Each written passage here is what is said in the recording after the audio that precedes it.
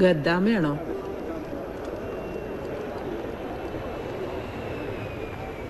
ഗദ്ദാമ വയസ്സ് തന്നെ എൻ്റെ. മുമ്പ് 5-6 കൊല്ലം ഉണ്ടായിരുന്നു ഇവിടെ. പണിയെടുത്ത് എല്ലും നടു ഇടിഞ്ഞപ്പോ ഒക്കെ മതിയാക്കി പോയതാ. എന്നിട്ടെന്താ, നാട്ടിലെ ദുരിതവും കഷ്ടപ്പാടും തീരണ്ടേ? പിന്നെയും പോന്നു. കേൾക്കണവർക്കൊക്കെ എന്താ രസം. ഗൾഫുകാരത്തിയല്ലേ. എന്താ നിങ്ങളെ പേര്? അശ്വതി. അറബീന്റെ വീട്ടിൽ ചെന്നാ ഓല് പേര് മാറ്റും. ഓലുക്ക് തോന്നിയത് വിളിക്കും. ഇല്ലെങ്കിൽ ഗദ്ദാമാന്ന്. എവിടെയാ നാട്ടില്? പട്ടാമ്പി എടുത്താ. ഞാൻ കൊണ്ടോട്ടിയില് മൈമനത്ത്. എപ്പ എത്തി നിങ്ങള്? രാവിലെ. വരൂന്ന് സ്പോൺസർക്ക് അറിയൂലേ? പ്ലെയിൻ കയറുന്നതിന് മുമ്പ് വിസ അയച്ചെന്ന് ഉസ്മാൻ ഫോൺ ചെയ്തിരുന്നു. അയാള് സ്പോൺസറും എയർപോർട്ടിൽ വരുന്നാ പറഞ്ഞത്. വരും. സ്പോൺസർക്ക് തോന്നണ നേരത്തെ വരും. ചിലപ്പോ 1-2 ദിവസം അങ്ങനെ കുത്തിരിക്കേണ്ടിയും വരും. ഇവിടെ അങ്ങനെയൊക്കെയാണ്. നിന്റെ സ്പോൺസർ എപ്പോഴാ വരികയെന്ന് റബ്ബിനറിയാം. വരി, അവിടെ ഇരിക്കാം നമുക്ക്.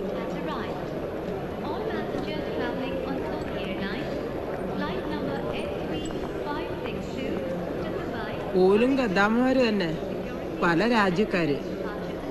ഇനിയിപ്പോ നിങ്ങളും ഞമ്മളെ കൂട്ടത്തിലൊരാള്. എന്തേ?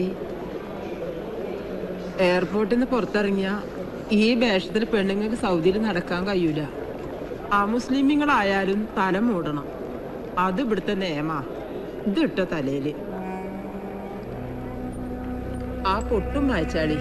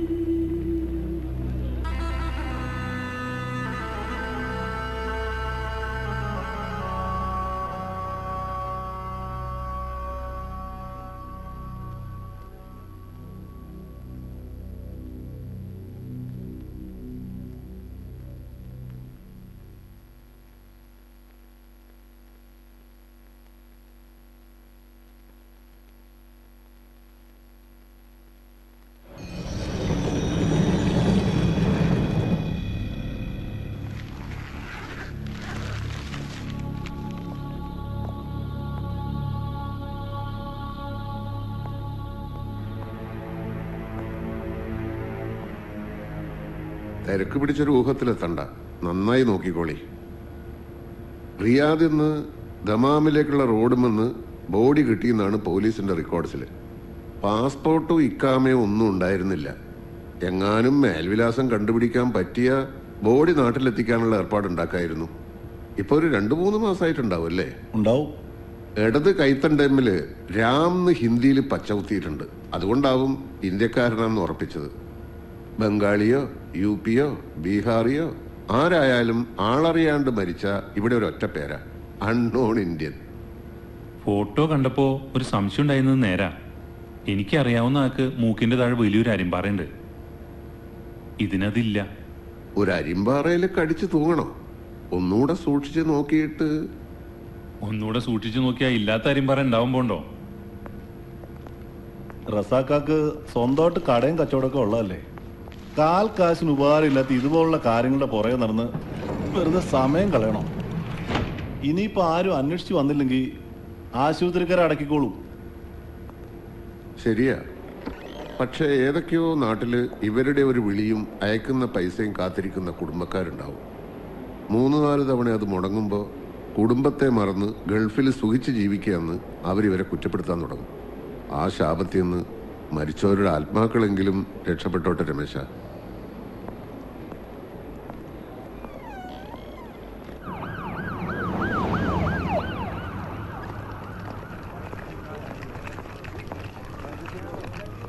ഒന്ന് വേഗം വാ.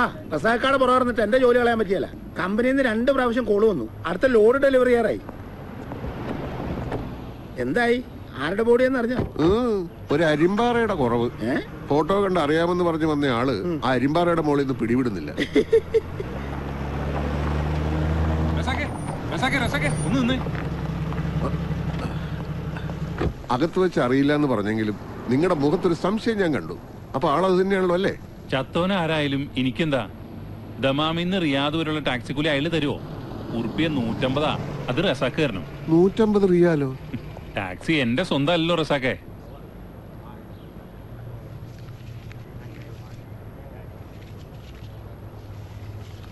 നിങ്ങൾ തന്ന ഫോട്ടോ അല്ലേ അകത്ത് കിടക്കുന്ന ഡെഡ് ബോഡിന്റെ? അതെന്റെ കയ്യിലുണ്ട്. ആരെങ്കിലും തിരിച്ചറിഞ്ഞാൽ ഞാൻ റസാക്കിനെ വിളിക്കാം. ശരി എന്നാ. ഇപ്പൊ എന്തോയി? 150 റിയാല് പോയപ്പോ സമാനമല്ലോ. സാരമില്ല വർഗീസേ, കാശല്ലേ, അത് ഇനിയും ഉണ്ടാവും. ആ ഉവ്വ, അതുണ്ടാക്കാൻ അറിയാവുന്നവർക്ക്. എന്റെ റസാക്ക, നാട്ടിൽ നിന്ന് കുറ്റിയും പറിച്ച് നമ്മളിവിടെ വന്ന് കഷ്ടപ്പെടുന്നതേ 4 ചക്രം ഉണ്ടാക്കാനാ. സ്വന്തം കുടുംബക്കാർക്ക് കൊടുക്കേണ്ട കാശ് വെറുതെ നാട്ടുകാർക്ക് കൊടുക്കണം. അറിയില്ല വർഗീസേ, ഞാനും എൻ്റെ വീടും എൻ്റെ ബാങ്ക് അക്കൗണ്ടും എന്ന മട്ടിൽ ജീവിക്കണതിൽ എന്താ ഇത്ര സുഖമെന്ന് മനസ്സിലാവണില്ല. ഓ, ഞാൻ നിർത്തി. നന്നാകുകയല്ലെന്ന് സ്വയം തീരുമാനിച്ചിറങ്ങിയിരിക്കല്ലേ. അല്ലോ, അച്ഛന് വന്ന ഉമ്മയെന്ന് നാട്ടിലേക്ക് മടങ്ങുക, ഞാനത് വിട്ടു. ഹലോ ദേക്ക, രാവിലെ മുതൽ പെട്ടിയും പാക്ക് ചെയ്ത് കാത്തിരിക്കണതാ ഉമ്മ. ഇങ്ങളെ കാണാണ്ട് ഒരു ഇരിക്കപ്പുറത്തില്ല. ഇനി ഇത് എപ്പോഴാ വീട്ടിലേക്ക് വരുന്നേ? എന്നത്തെയും പോലെ ലാസ്റ്റ് മിനിറ്റിൽ ഓടിപ്പറഞ്ഞ് എത്താന്ന ഇന്നും പരിപാടി? ഞാൻ വന്നോണ്ടിരിക്കാ സെറീന, നീ ഉമ്മയോട് ബേജാറാവേണ്ടിരിക്കാൻ പറ. സലീം അങ്ങോട്ട് പോന്നിട്ടുണ്ട്, ഇപ്പൊ എത്തും. വേഗം വാ. ഈ എങ്ങത്താ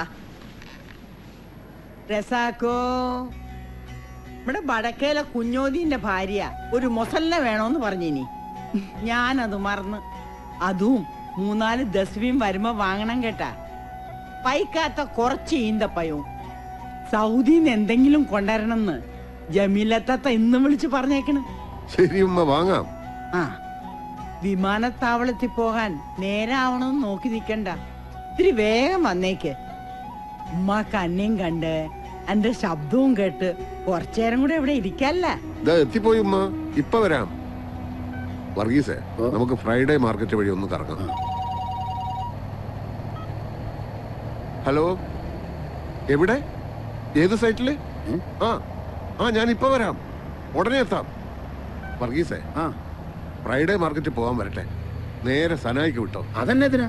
അവിടുത്തെ കൺസ്ട്രക്ഷൻ സൈറ്റിൽ ഒരു ആക്സിഡന്റ് നടന്നേക്കണത്. ഒരാൾക്ക് വളരെ സീരിയസ് ആണെന്ന്. അവിടെ ഒന്ന് തല കാണിച്ചിട്ട് നമുക്ക് വീട്ടിലേക്ക് പോകാം. അല്ല, അത് പിന്നെ സമയം തോനെ ഉണ്ടോ?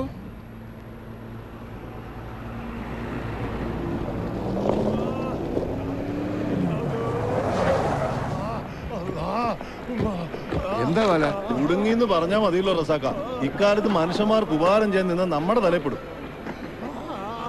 എന്താ പറ്റിയത്? ലാഡറിന്ന് വീണതാ.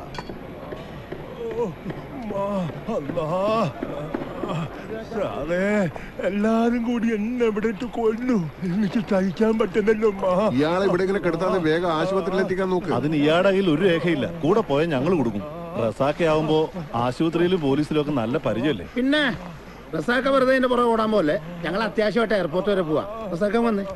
രേഖകളൊന്നും ഇല്ലാതെ ഇയാൾ എങ്ങനെയാ ഇവിടെ എത്തിയത്? ഒരു ഉപകാരം ചെയ്ത റസാക്ക. ഇവിടെ പണിക്ക് ആളുകൾ തികയാണ്ട് വരുമ്പോ പുറത്തുനിന്ന് അങ്ങനെ എടുക്കാറുണ്ട്. പാസ്പോർട്ട് ഇക്കാമയൊന്നും ഇല്ലാതെ ഇയാൾ പണിക്ക് വന്നപ്പോ എങ്ങനെയും ജീവിച്ചു പോട്ടെന്ന് കരുതി കൂട്ടത്തിൽ ചേർത്തതാ. മോള് കറിയെങ്കിൽ തലയിട്ടെന്ന് ഞാൻ പറഞ്ഞതാ സാറേ. ഒരു കേട്ടില്ല. എന്താ ഇയാളുടെ പേര്? ചാന്ത് ഭാഷ. ഇന്നെ ഏതെങ്കിലും ഹോസ്പിറ്റലിൽ കൊണ്ടുവല്ലോ സാറന്മാരെ. റസാക്ക ഇതിന്റെ പുറകെ ചുറ്റിത്തിരിയാൻ നിന്ന ഉമ്മ വർത്താനം പറഞ്ഞു നിൽക്കാതെ പിടിക്ക് വർഗീസേ. പക്കടോ പക്കടോ. എക്സ്റേ സ്കാനിങ് ഒക്കെ എടുക്കേണ്ടി വരും. നടുവൊടിഞ്ഞ കേസാ.